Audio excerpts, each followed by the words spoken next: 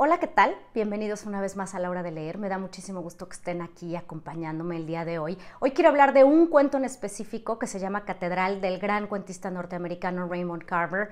Diría yo que junto con Ernest Hemingway debe de ser considerado como uno de los dos mejores cuentistas contemporáneos o de la posguerra en Estados Unidos, ya que es un escritor magnífico y que ha sido imitado y que es leído hoy en día aún muchísimo. Como les decía, el cuento se llama Catedral, pero está también dentro de esta colección, de este libro de cuentos que se llama Catedral, tiene el mismo nombre, que fue publicado en 1983. En realidad el cuento Catedral se escribió por ahí de 1981 y bueno, él fue escribiendo más hasta que publicó este libro. Ahora, ¿de qué va el cuento Catedral? Bueno, el cuento Catedral pareciera ser tremendamente simple, como la mayoría de la literatura de Raymond Carver, como la mayoría de sus cuentos, y al decir simple me refiero a que trata de temas de la vida diaria, muy cotidianos. Entonces, este cuento Catedral trata la historia de un narrador en primera persona del que no sabemos su nombre, que está de visita, va a ir a visitar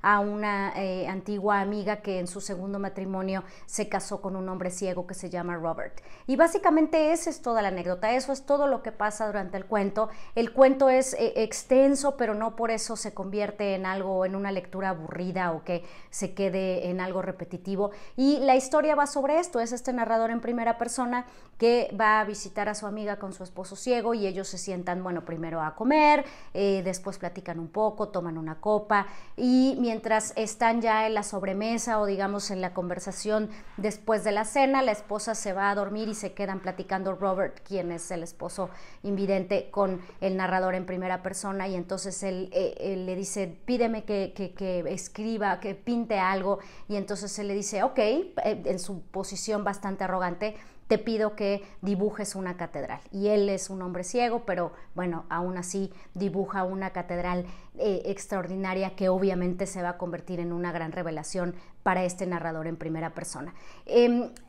Pasan muchas otras cosas, las conversaciones son tremendamente profundas, incluso entre los personajes, y no profundas por lo que están diciendo, porque en realidad la conversación que ellos tienen es una conversación de todos los días, bastante tranquila, pero son conversaciones y reflexiones de este narrador en primera persona que a nosotros como lectores también nos llevan a reflexionar.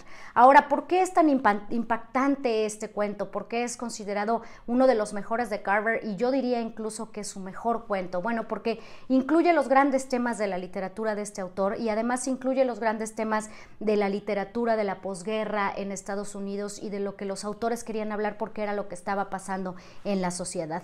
Los grandes temas pues son la decepción, estas pequeñas revelaciones que les van surgiendo a los personajes a través de la historia y que obviamente se van a ver mucho más marcados y reflejados al final. Es este hombre estadounidense que de la clase media que no parece tener muchas esperanzas en el futuro, que está apenas asimilando lo que pasó en la Segunda Guerra Mundial y está asimilando que se va a quedar en esta situación de clase media y no hay muchas posibilidades de alcanzar, digamos, el gran sueño americano. ¿Qué hace a la literatura de Carver tan valiosa o qué hace a sus cuentos tan ricos para leer y además tan bien escritos? Pues yo creo que una de estas cosas es el diálogo entre los personajes. Como les decía, puede ser una conversación de todos los días, pero contiene una gran profundidad. Hay una descripción de la gente, de las personas, de situaciones ordinarias de todos los días que a todos nos pasan de una manera u otra, pero que llevan al personaje principal, en este caso al personaje narrador, a tener una gran transformación.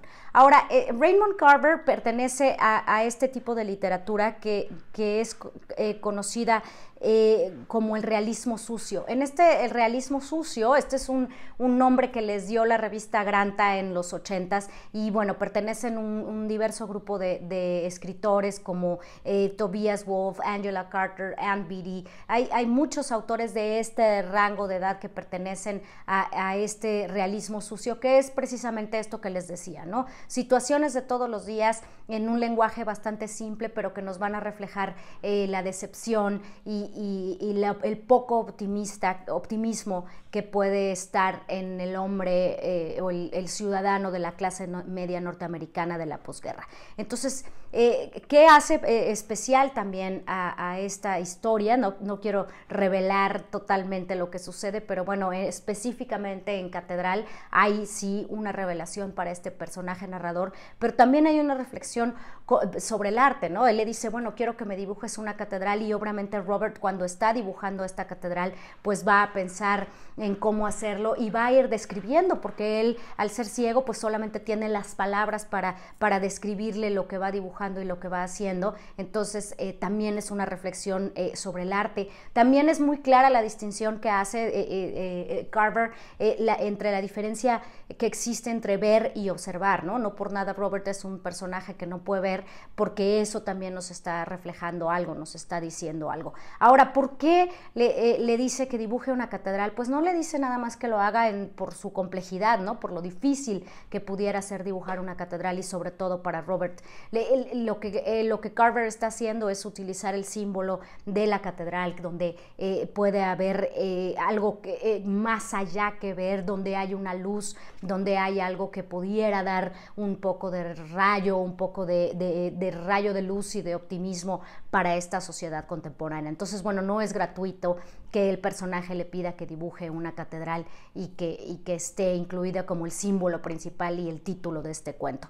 Ahora, todos estos autores de los que les hablaba del realismo sucio, y también Raymond Carver, por supuesto, publicaron mucho, publicaron en revistas literarias, casi todos ellos fueron publicados en el New Yorker. Entonces, cuando salen estas colecciones de libros en los 80s, esta en específico en 1983, pues ellos ya eran autores bien conocidos porque ya estaban publicando en las revistas literarias como el New Yorker. Ahora, ¿cuál es otra característica muy peculiar de Raymond Carver que estoy segura que toma de los cuentos de Hemingway, y porque él también, Hemingway lo utiliza mucho? Es este final cero, es este final donde la situación no se cierra por completo, que es lo que pasa aquí en este cuento de Catedral. No se cierra completamente, y entonces deja un espacio abierto para el lector para que él llene estos espacios donde faltó información y pueda imaginar qué es lo que pasó después. Como les decía, esto es muy característico de Hemingway, y también